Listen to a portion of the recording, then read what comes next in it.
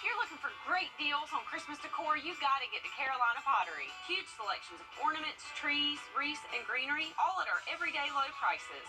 Get festive for less this year. Visit carolinapottery.com or a store near you.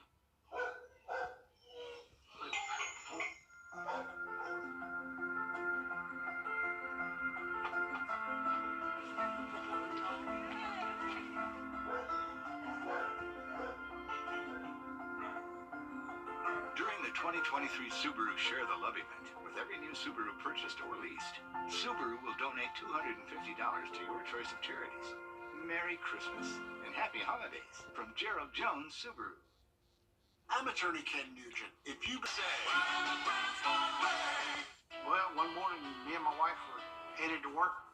Bus came out right in front of us. And then I woke up hours later in the emergency room. I was worried about the health and well-being of my wife. My son contacted Austin Jackson. They took all the pressure off. They said they were handling everything. And when they meant everything, they meant everything. I would recommend Austin Jackson Law Firm because they relieve you from all the pressure. Get Austin Jackson, the Augusta guy. It's Christmas time again at Carolina Pottery. Shop and save on our variety of decorating themes. From traditional to whimsical, we've got the style you need with hundreds of value-priced products to choose from. Visit carolinapottery.com or a store near you. The Live 5-for-6 Skyview Network, sponsored by Terry Lambert Hyundai. You know, I'm thinking, when I get off of work tonight, I'm going to grab some popcorn, I'm going to go to Aiken, and I'm just going to sit and watch this tree. Isn't that something? That's a tree in Aiken. It's a beautiful night to do that if you wanted to, because it's not too cold outside. What? That's going to be changing. A full look at your 5-for-6 forecast straight ahead. Right now on News Channel 6 at 6, curbing gun violence in Rennes. More than 20 people facing charges tonight. We'll take a closer look. Plus, Georgia Governor Brian Kemp is unveiling a new plan that could have an impact on your wallet. And the Georgia Cancer Center getting set to offer a new test that can help detect cancer early. How it will work as News Channel 6 at 6 starts now.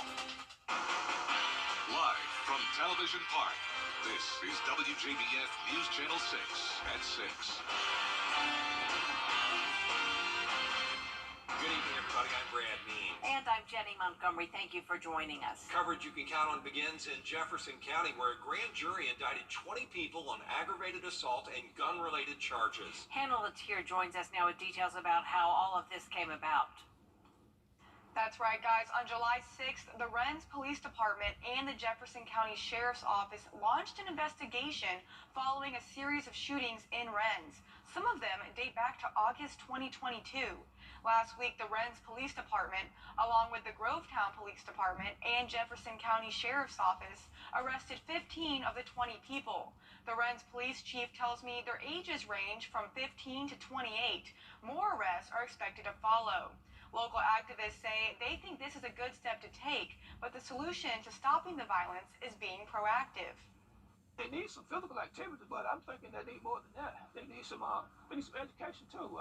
We need to play a bigger role in our church and so forth, trying to educate our kids about crime. And I think the law enforcement need to step up and let them know what the punishment of crime that they commit, so they'll be considerate of that as well. I think that'll make a whole lot of difference.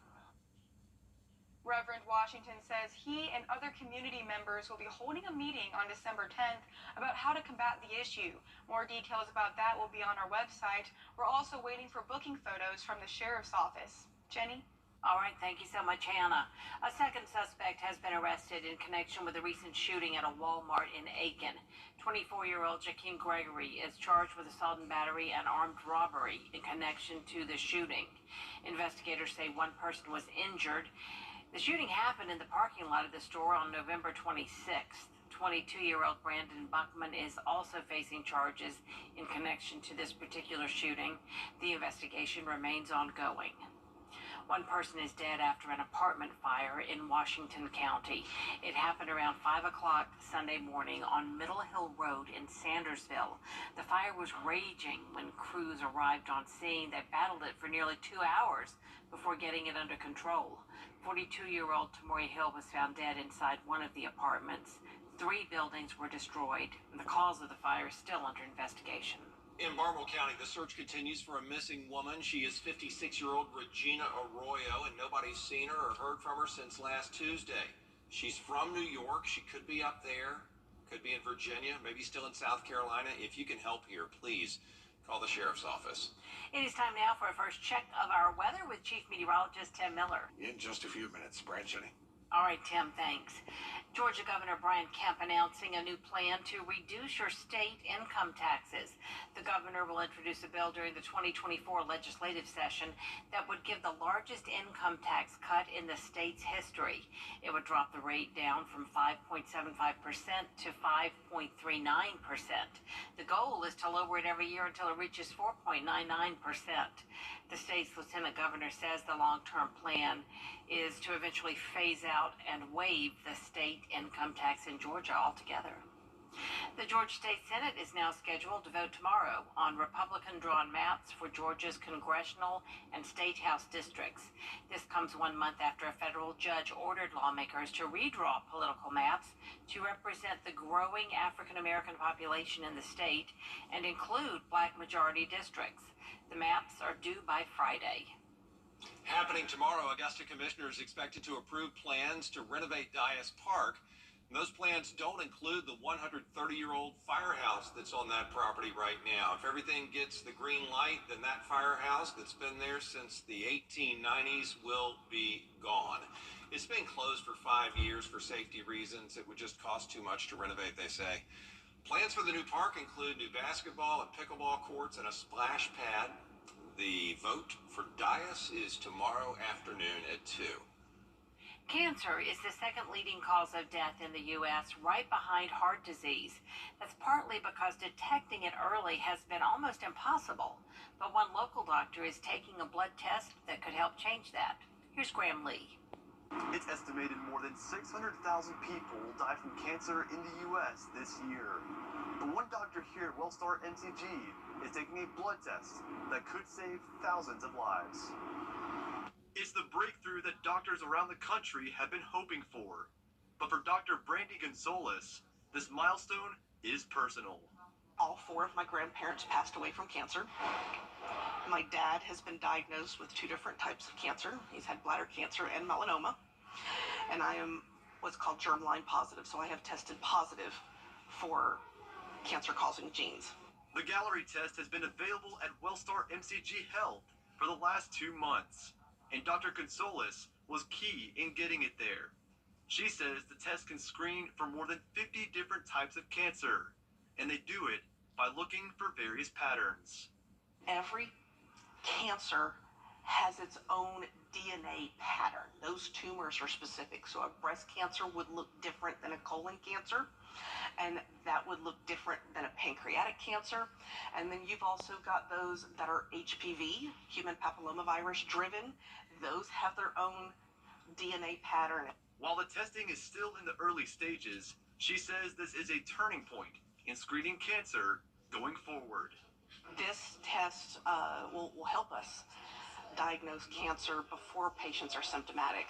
Once patients become symptomatic, they're usually a stage 3 or a stage 4, which makes it more difficult for us to treat. The earlier we can catch cancer, the more likely that we'll be able to treat it and get that cancer back into remission and save lives. Dr. Gonzalez says she's not expecting a high demand at the start because it's not covered by insurance, but that's expected to change in the next 12 to 18 months. In Augusta, Graham Lee, WJBF, News Channel 6. Coming up, you can help put a smile on a child's face this Christmas. We'll tell you how you can support our Giving Your Best toy drive. First, though, a look at what's coming up on News Nation. Wednesday in the Better. Download it today. It is the last week to help WJBF with our holiday toy drive. We're teaming up with our Giving Your Best partners to give as many children as possible a new toy for Christmas. We're going to wrap and deliver those toys to the nonprofit Bridge Ministries. Last year, we brought in about 500 new toys thanks to you, but with prices rising even higher, more people are going to need some help this holiday season. So won't you please drop a new unwrapped toy off through Friday here at Television Park or any local Security Federal Bank. Christmas arrived early in Columbia County. Yesterday, the big parade took over much of downtown Evans. WJBF was thrilled to broadcast it live on MeTV. Brad and I were so happy to be the hosts again this year. Tons of floats and volunteers took part to help bring Christmas to life in Evans. Thousands of people lined the streets to watch and to wave at all the people like Tim Miller, who were driving by, and our sweet Hannah Latier there, who was a good little street reporter. You can see that parade on WJBF.com. Yeah, fun time out there for sure, Tim.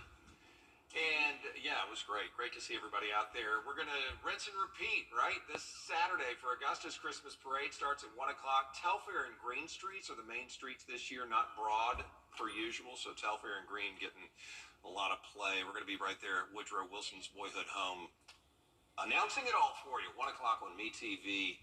See you on TV or in person. Yeah, we're going to be somewhere different. That will be a change, Yeah, Brad. it's going to be exciting. Wow. Piece of history, Woodrow Wilson's house. Indeed it is.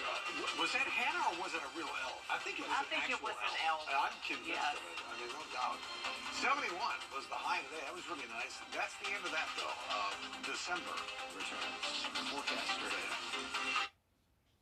Those speeds. December 7th. Dare to compare. Dare to get more. You could see a lot of light here. Cars are out there actually hydrating. I think it's a dangerous situation. Mama? She's on her way, bud.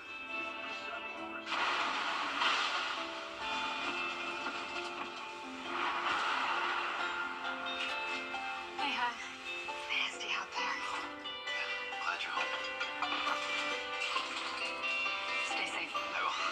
Tell them to save you some. When others head in, we head out. Dominion Energy. I'm Jenny Montgomery. Join me next time for a wonderful visit with the one and only Flo Carter.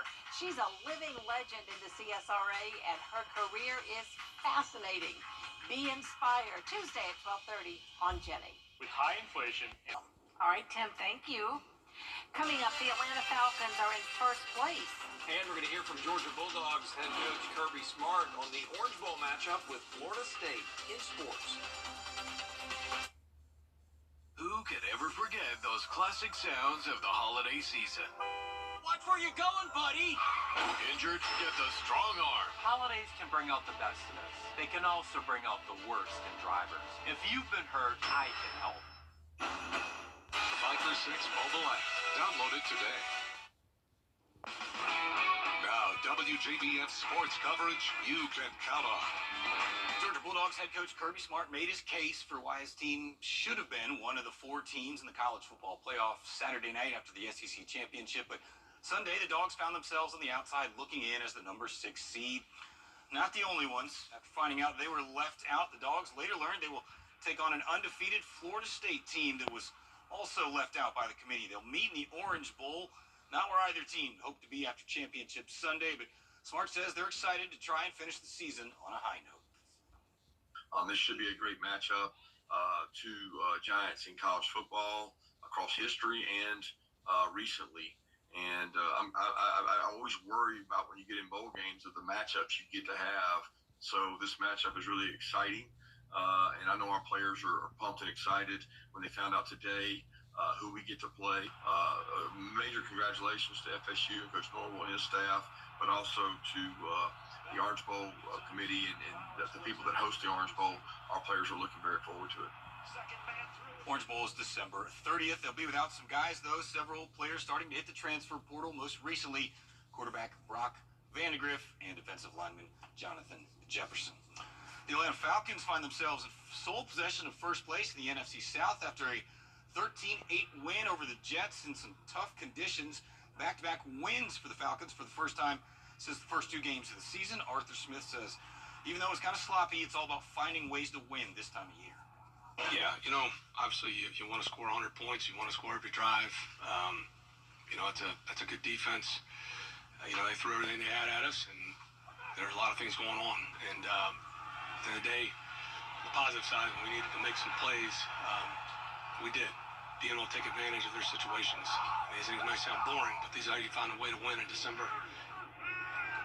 Falcons will host the Bucks on Sunday.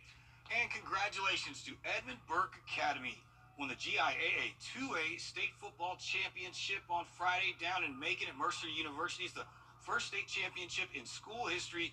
Spartans led Gatewood 10-3 at the half. The defense stepped up for the 16-10 win. After the game, head coach Andy Woodard talked about how proud he is of his team, his program, and what it meant to have a crowd full of Spartan fans in the stands. It's an unbelievable experience, man. To God be the glory. You know, our kids had tons of fight, determination tonight. We knew that we were going to have to play a defensive game, and we did. And our defense stepped up, made play time after time. Big fourth down stop. You know, then we were able to force a turnover late and run the clock out. Listen, defense wins championships, and we've had a great one all year long. It's unbelievable. It's the very first state championship in school history. This is our fourth title game, and we've come up short 3 times, and to win one is unbelievable. All the credit goes to the kids and the coaches, and our fans for showing up being the 12th man tonight. Had a big crowd down there. Love to see our local teams bring home state championships. Congratulations. Yeah, way to go. All right, thank you so much. We'll be right back. At Stanton